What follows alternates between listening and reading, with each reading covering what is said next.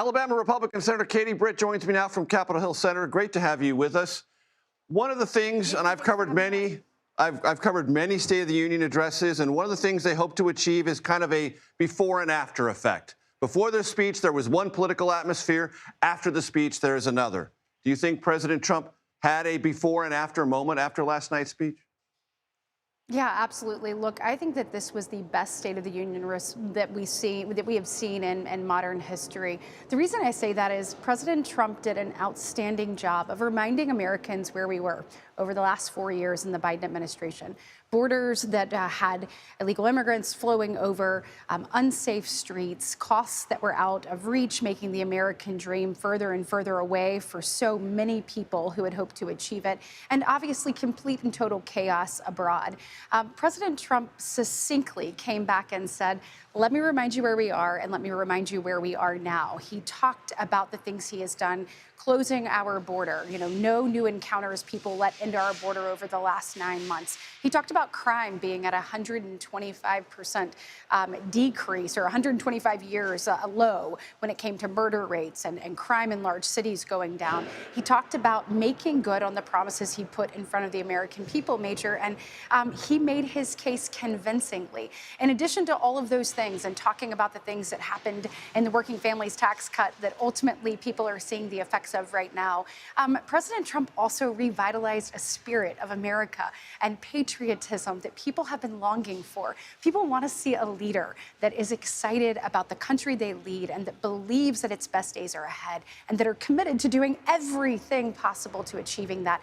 That's what they saw in the president. And in addition to all of that, I think we had a moment as Americans to remember the sacrifice of our servicemen and women.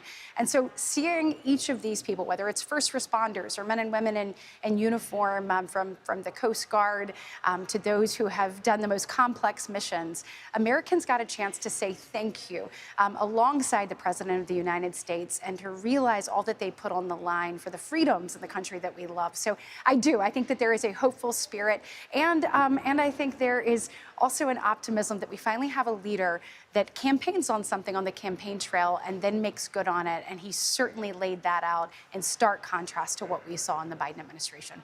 Senator, with your permission, let's go from rhetoric to legislative reality. You are the Appropriations Subcommittee Chair of Homeland Security, which means you are central to whatever dialogue is going on, visibly or invisibly, to resolve the standoff over DHS funding. What can you tell us about the state and nature of those conversations? Yeah, so we re-engaged actually today, obviously allowing the president to have last night and to make the case in front of the American people. You saw what you saw with regards to the member of the Coast Guard that saved over 100 little girls and people in the midst of a flood. We've seen obviously everything from HSI to TSA to anything in between that falls in Homeland Security and how important that is.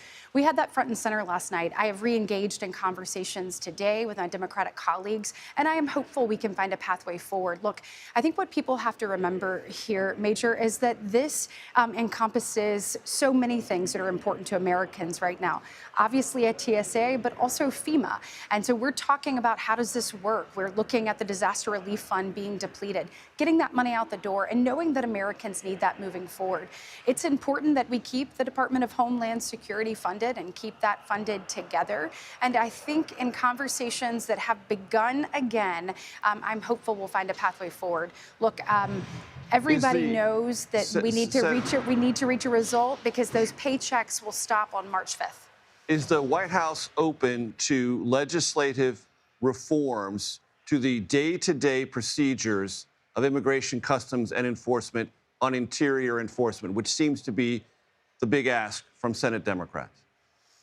Yeah, I think, well, look, if you're looking at how we actually do business, I think you've seen the president on down bring the temperature of the country down, and I appreciate his leadership on that, reaching out to the governor, reaching out to the mayor. Then we saw the secretary deploying the body cameras, and we've seen Tom Coleman come in and really make sure that we are drawing down the numbers of people where we have that cooperation. Look, this is an appropriations bill, so this is funding between now and September. This is not a legislative bill, but there are definitely things that we can do to make sure that we are, yes, abiding by the law, yes, enforcing the law, but we know that the way you do it matters, and we want to do that the right way. So we are certainly open to doing those things, Major. We have to remember we're in a funding element, but I think you've seen the administration operate in good faith. The American people have seen the administration operate in good faith. So I'm hopeful that we can find a pathway forward, and I think that that's what's best for America, for sure. Senator, let me paraphrase Democrats who've been on my program. They say the following. Okay. This is not a typical appropriations negotiation. Alex Preddy is dead. Renee Good is dead. We have to have things that are binding because their deaths cannot go unrecognized in terms of this moment to legislatively put some things on paper that change ICE procedures. How would you respond to that? Major, the death of any American citizen is a tragedy, so let's start there.